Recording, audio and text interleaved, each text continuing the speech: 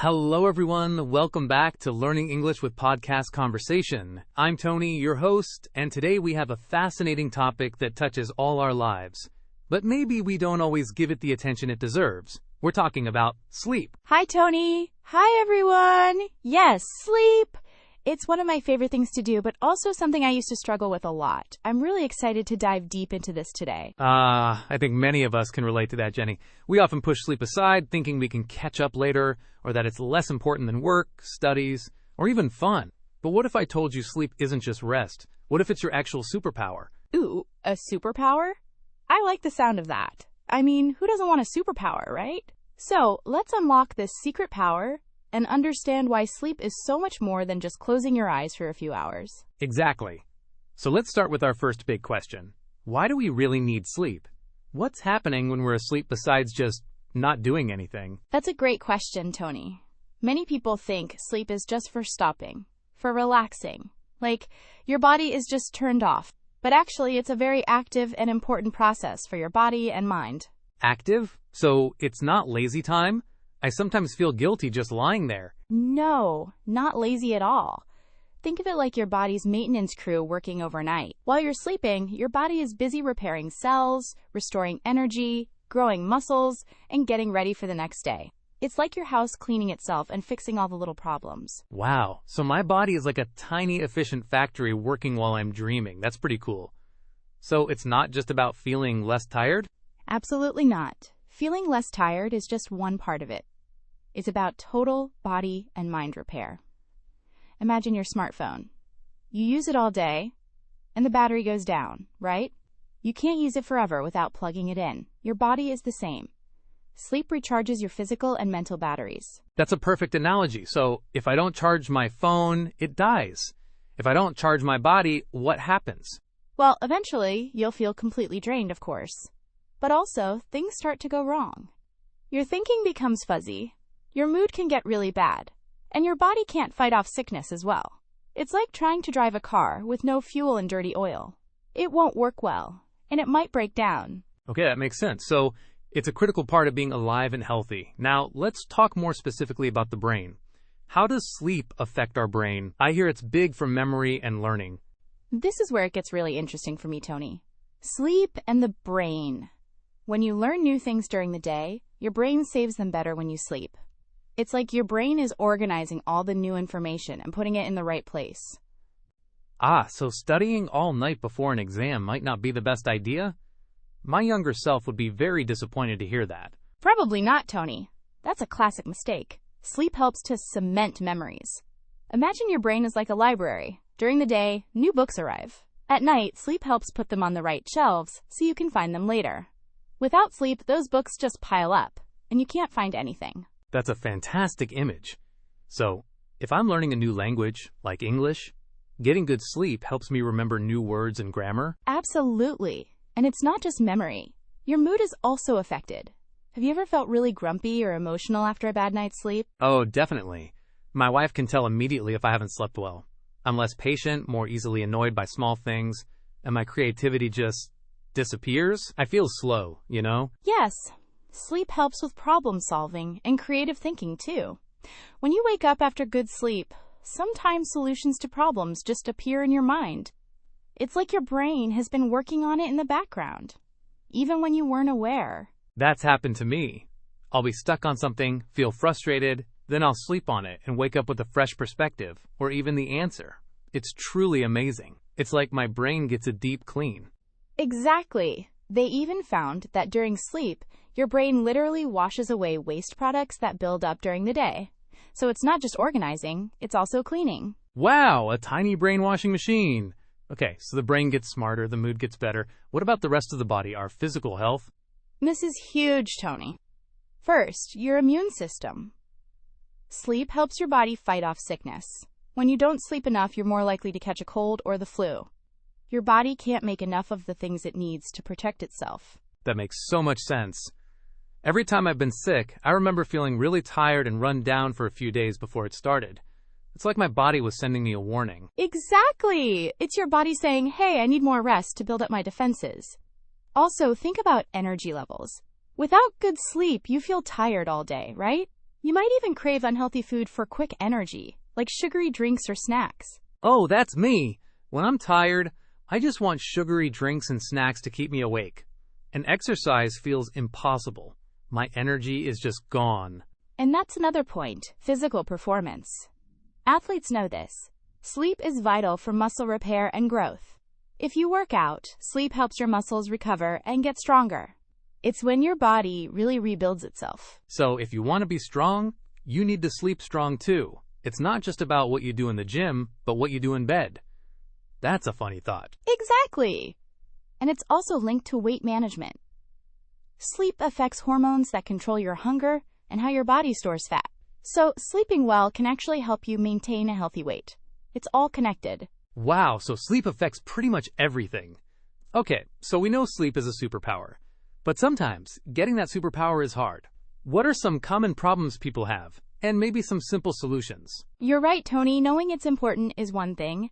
Actually getting it is another. For me, when I was younger, I used to think pulling all-nighters was a sign of being dedicated, especially when I was studying in university. Studying until 3 or 4 a.m., drinking lots of coffee. The work hard, no sleep mentality. I've been there too. I thought I was being productive. Exactly. I'd feel so proud of myself for working harder than others. But then the next day, I'd forget half of what I studied, feel completely grumpy, and make silly mistakes. My friends would joke that I was a zombie. I remember one time I had a big presentation, and I'd only slept about 3 hours. During the presentation, I completely forgot an important part. It was so embarrassing. After that, I slowly started to realize that trying to save time by sleeping less was actually making me less productive, not more. It took me a long time to realize that getting enough sleep wasn't lazy. It was actually making me smarter, healthier, and more efficient. That's such a relatable story, Jenny. I also had my share of sleep-deprived zombie days. I remember one time I had a very important meeting early in the morning. The night before, I was really excited about something, maybe a new movie or a game, and I stayed up super late. I thought, oh, one night won't hurt. But the next day in the meeting, I kept yawning. I was so tired I couldn't focus on what people were saying, and when it was my turn to speak, I just lost my train of thought.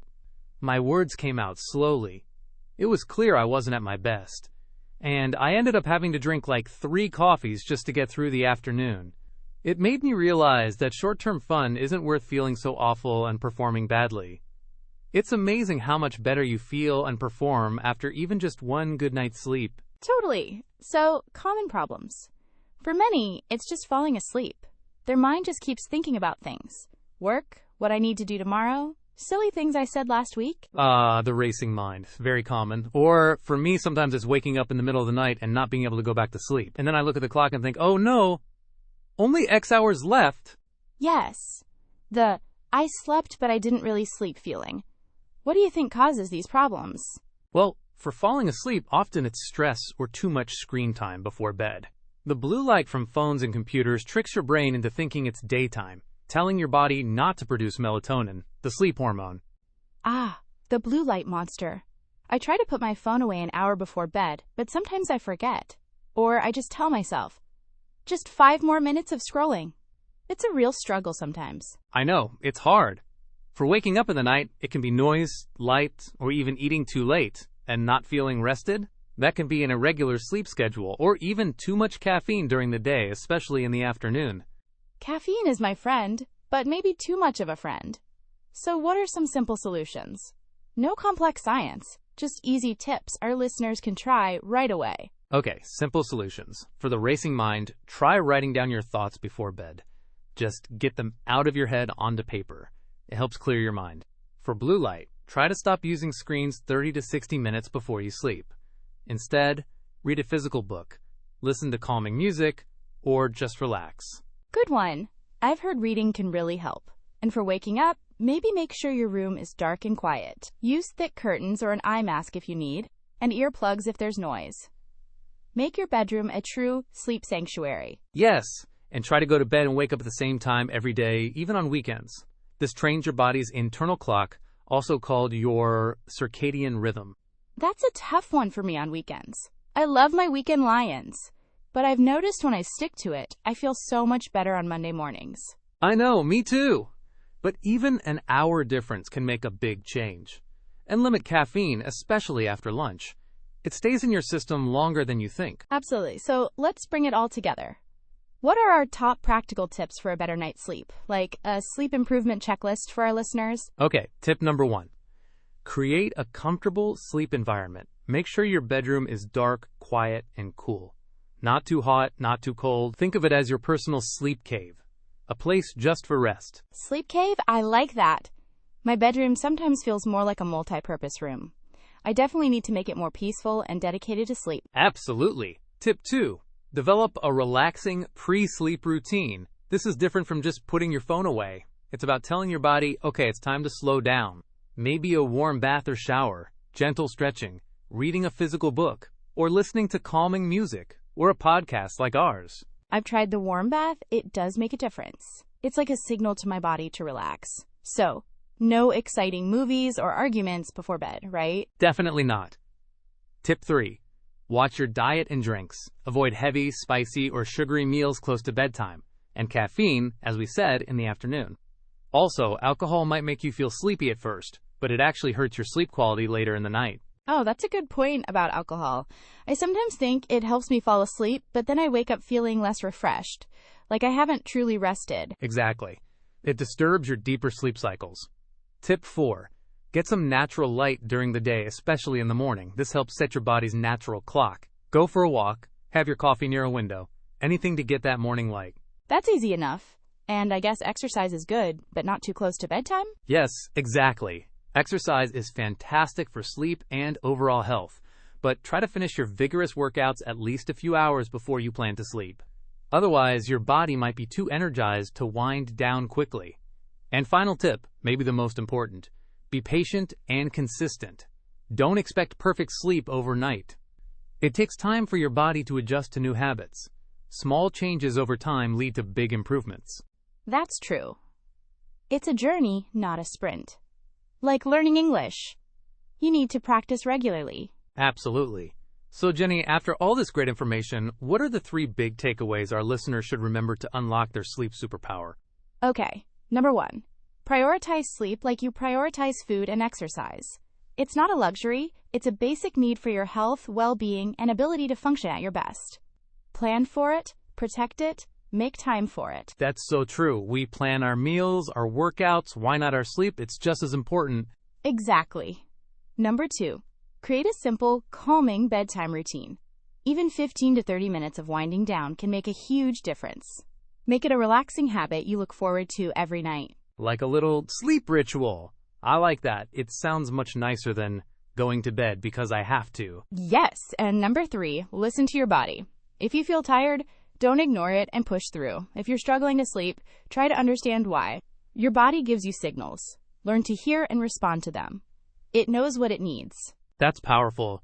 Your body really does know best. Wow, Jenny, this has been such an eye-opening and inspiring conversation.